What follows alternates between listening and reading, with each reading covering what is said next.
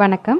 இன்றைக்கி நம்ம பார்க்க போகிறது பார்த்திங்கன்னா ரொம்பவே சுவையான ஆட்டுக்குடல் ரத்த பொரியல் எப்படி செய்கிறது அப்படின்னு தான் பார்க்க போகிறோம். வாங்க எப்படி செய்கிறதுன்னு பார்க்கலாம். அதுக்கு முன்னாடி நம்ம சேனலை நீங்கள் இன்னும் சப்ஸ்கிரைப் பண்ணலன்னா மறக்காமல் சப்ஸ்கிரைப் பண்ணிவிட்டு கூடவே இருக்க பெல் ஐக்கானை கிளிக் பண்ணிக்கோங்க. ஃபஸ்ட்டு நம்ம ஆட்டுக்குடலை நல்லா கழுவி எடுத்துக்கலாம். இது மாதிரி கையை விட்டு நல்லா இது மாதிரி நொறுங்க பிசைஞ்சிடுங்க. நல்லா ஒரு 2லேருந்து 3 டைம் நல்லா அலசி எடுத்துடணும். அப்பதான் நம்மளுக்கு அந்த கவுச்சிலாம் இல்லாம நல்லா கிளீன் ஆகும்.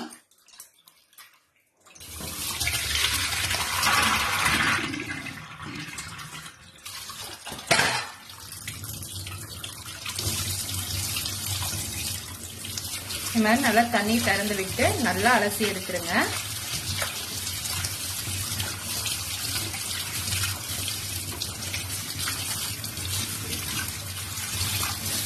இப்போ இது கூட கொஞ்சம் கல்லுப்பு சேர்த்திக்கோங்க. கல்லுப்பும் நம்ம மஞ்சத்தூளும் போட்டு நல்லா அலசி எடுத்துட்டோம் அப்படின்னா கவுச்சிலாம் சுத்தமா போயிடும். நல்லா இது மாதிரி கொஞ்சம் மஞ்சத்தூள் போட்டு நல்லா கிளீன் பண்ணிடுங்க. கையை விட்டு இது மாதிரி நல்லா கசக்கி பிழிஞ்சு கிளீன் பண்ணுங்க.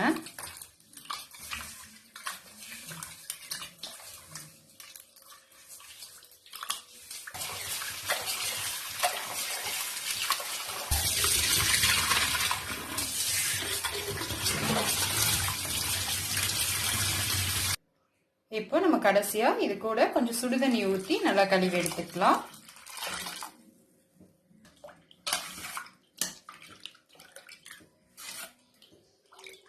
இப்போ இந்த தண்ணியை நல்லா சுத்தமா வடிகட்டிடலாம்.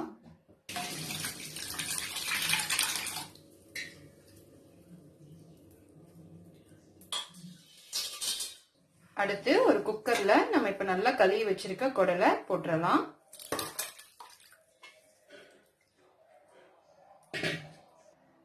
இது கூட ஒரு 10 பல்லு பூண்டு இது மாதிரி நல்லா தட்டி போட்டுக்கோங்க. அடுத்து ஒரு 10 சின்ன வெங்காயம் இது மாதிரி நல்லா தட்டி அதையும் சேர்த்திக்கோங்க. கூட ஒரு 1/2 டீஸ்பூன் மஞ்சத்தூள் சேர்த்திக்கோங்க. 1/2 டீஸ்பூன் சோம்புத்தூள், 1/2 டீஸ்பூன் சீரகத்தூள், 1/2 ஸ்பூன் தனிமிளகாய் தூள் சேர்த்திக்கோங்க. கடைசியா நம்ம குடலுக்கு தேவையான அளவு உப்பு சேர்த்திக்கலாம்.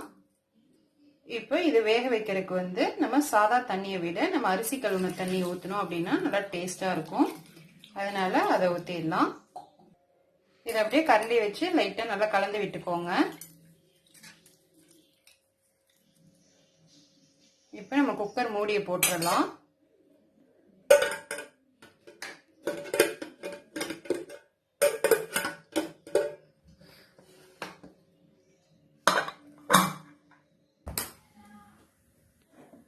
இப்ப குக்கர் அடுப்புல ஏத்தி நம்ம ஒரு 8 விசில் விட்டு எடுத்துடலாம். விசில் அடங்கிருச்சு, நம்ம எடுத்து பார்க்கலாம். இப்போ இந்த தண்ணியில நம்ம நல்லா வடிச்சு எடுத்துடலாம். இந்த தண்ணியை வீண் பண்ணிடாதீங்க. இதை நம்ம குடிச்சோம், லைட்டா பெப்பர் போட்டு குடிச்சோம் அப்படின்னா வயிற்று புண்ணெல்லாம் நல்லா ஆத்தும். அதனால நல்லா வடிச்சு எடுத்துடலாம். அடுத்து நம்ம ரத்தத்தை ஒரு டைம் தண்ணி ஊற்றி நல்லா கழுவி வச்சிருக்கோம். இதையும் நம்ம கையை விட்டு நல்லா கரைச்சி எடுத்துக்கலாம். நல்லா கையை விட்டு நல்லா நொறுங்க கசைஞ்சு விடுங்க.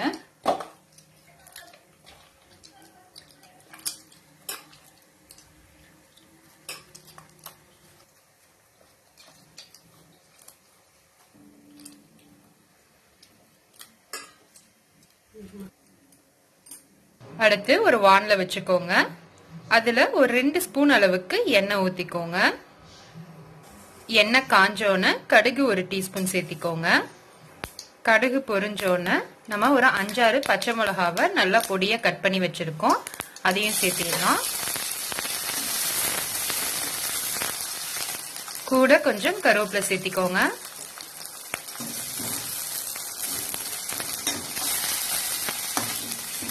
இப்போ இது கூட ஒரு 15 சின்ன வெங்காயம் நல்லா பொடியா கட் பண்ணி வச்சிருக்கோம்.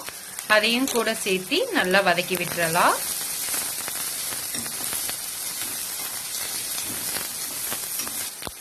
இது கூட வெங்காயத்துக்கு அளவா உப்பு போட்டுக்கோங்க. உப்பு அதிகமா போயிட போகுது. நம்ம ஆல்ரெடி குடல்ல உப்பு போட்டிருக்கோம். அது மட்டும் இல்லாம ரத்தத்திலேயே உப்பு இருக்கும். அதனால நீங்க வெறும் வெங்காயத்துக்கு மட்டும் லைட்டா உப்பு போட்டுக்கோங்க. வெங்காயம் நல்லா வதங்கினோன்னு நம்ம வேக வச்சு வச்சிருக்க குடல் ஆட் பண்ணிடலாம். நான் இதில் அரை குடல் மட்டும்தான் போட்டிருக்கேன். இதை நல்லா கலந்து விட்டுருங்க.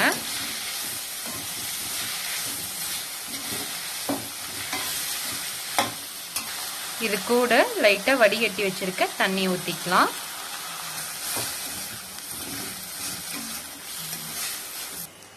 இப்ப இது கூட வந்து நம்ம கரைச்சி வச்சிருக்க ரத்தத்தையும் கூட சேர்த்திடலாம். இதை நல்லா கலந்து விட்டுருங்க.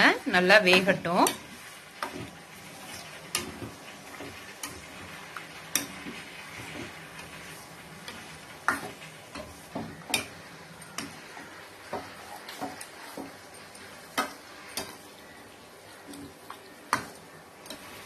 இது மாதிரி கைவிடாம கிளறி விட்டுட்டே இருங்க, இல்லைன்னா நம்மளுக்கு அடியில பிடிச்சுக்கும்.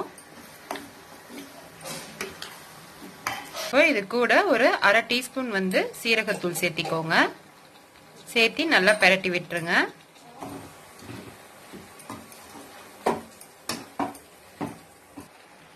அடுத்து நம்ம ஒரு டீஸ்பூன் அளவுக்கு பெப்பர் தூள் ஆட் பண்ணிக்கலாம். நல்லா பெரட்டி விட்டுக்கோங்க.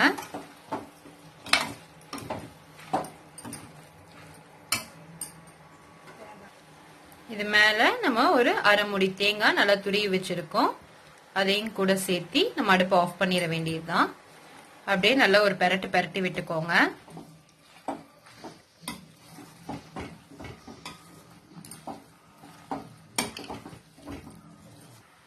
கடைசியா கொஞ்சம் கொத்தமல்லி தழை ஆட் பண்ணிக்கலாம்.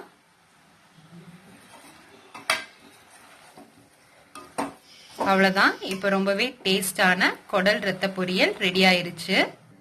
இது மாதிரி நீங்களும் ட்ரை பண்ணி பாருங்க. ட்ரை பண்ணி பார்த்துட்டு எப்படி இருக்குன்னு கமெண்ட்ஸ்ல சொல்லுங்க. மறக்காம நம்ம சேனலை சப்ஸ்கிரைப் பண்ணிக்கோங்க.